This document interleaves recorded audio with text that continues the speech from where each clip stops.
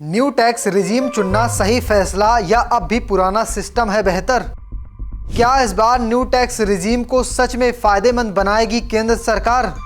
कौन से बदलाव करने की उठ रही है मांग? बजट से है टैक्स पेयर्स को उम्मीद? नया बजट पेश होने में अब गिनती के दिन बचे हैं। फिलहाल इनकम टैक्स पेयर्स की नज़र न्यू टैक्स रिजीम पर टिकी हुई है। सरकार ने पिछले बजट में इसे आसान और कम टैक्स स्लैब वाले ऑप्शन के तौर पर पेश किया था, जिससे बड़ी संख्या में करदाताओं को फायदा हुआ था। लेकिन कई जरूरी टैक्स बेनिफिट के नहीं होने की वजह से बहुत सारे टैक्स पेयर के लिए उतना फायदेमंद ये नहीं रहा था। ऐसे में उम्मीद की जा रही है कि इस बार सरकार बजट में कुछ नए प्रावधान जोड़कर न्यू टैक्स रिजीम को और आकर्षक बना देगी। नमस्कार, मैं शुभम आपको इस वीडियो में विस्तार से दिखाऊंगा कि कौन कौन से सुधार जरूरी हैं न्यू टैक्स रिजीम के लिए, जो टैक्स पेयर्स के लिए फायदेमंद साबित हो सकते हैं।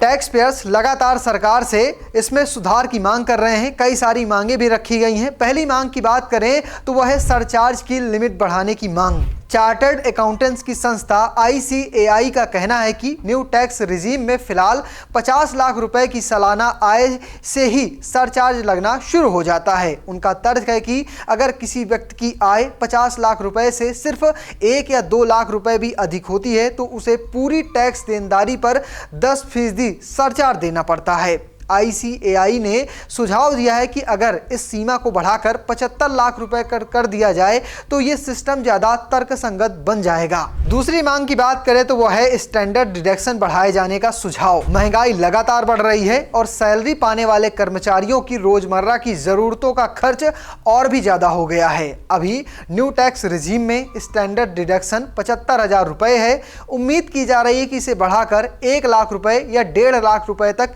किया जा सकता है। इससे नौकरी पेशा लोगों को सीधा फायदा मिलेगा और उनकी टैक्सेबल इनकम कुछ कम होने से टैक्स का बोझ घटेगा। कुछ सुझावों में यह भी कहा गया है कि डिफेंस पर्सनल को या कहें जो डिफेंस से जुड़े लोग हैं उन्हें स्टैंडर्ड डिडक्शन में थोड़ी ज्यादा राहत देनी चाहिए। तीसरी मांग है हेल्थ इंश्योरेंस पर मिले टैक्स की छूट। ओल्ड टैक्स रिजीम में सेक्शन 80D के तहत हेल्थ इंश्योरेंस प्रीमियम पर टैक्स छूट मिलती थी, लेकिन न्यू टैक्स रिजीम में यह सुविधा नहीं है। मौजूदा दौर में इलाज और अस्पताल का खर्च काफ़ी तेज़ी से बढ़ा है।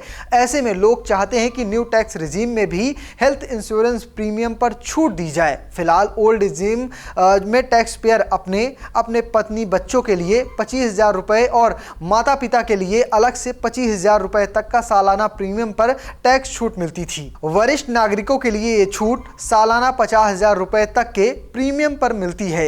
यही सुविधा न्यू टैक्स रिजीम में जोड़ने की मांग उठ रही है। चौथी मांग है होम लोन पर टैक्स बेनिफिट की मांग। न्यू टैक्स रिजीम में घर के लोन पर दिए जाने वाले ब्याज पर भी कोई टैक्स छूट नहीं मिलती है। इससे अपना घर खरीदने वालों को उस पूरी रकम पर टैक्स भरना पड़ता है जो दरअसल उनके हाथ में आने की जगह हर महीने होम लोन के इंटरेस्ट के तौर पर उनकी कमाई से निकल जाती है।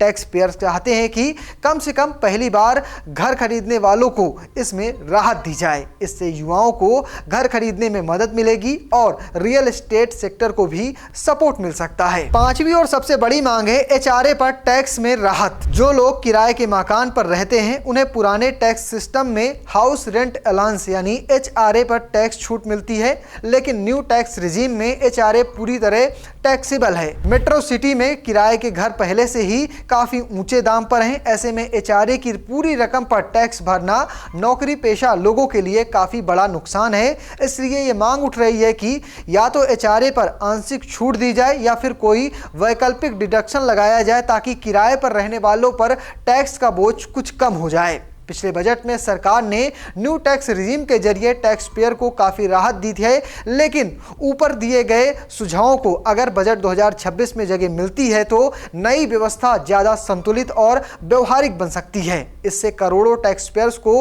राहत मिलेगी और न्यू टैक्स रिजीम को अपनाने वालों की संख्या बढ़ेगी। फिलहाल आपको क्या लगता है, क्या सरकार आने वाले समय में ये सुझाव न्यू टैक्स रिजीम में कर पाएगी या नहीं? कमेंट बॉक्स में लिखिएगा और पेज को फॉलो करना, चैनल को सब्सक्राइब करना बिल्कुल भूलिएगा। धन्यवाद।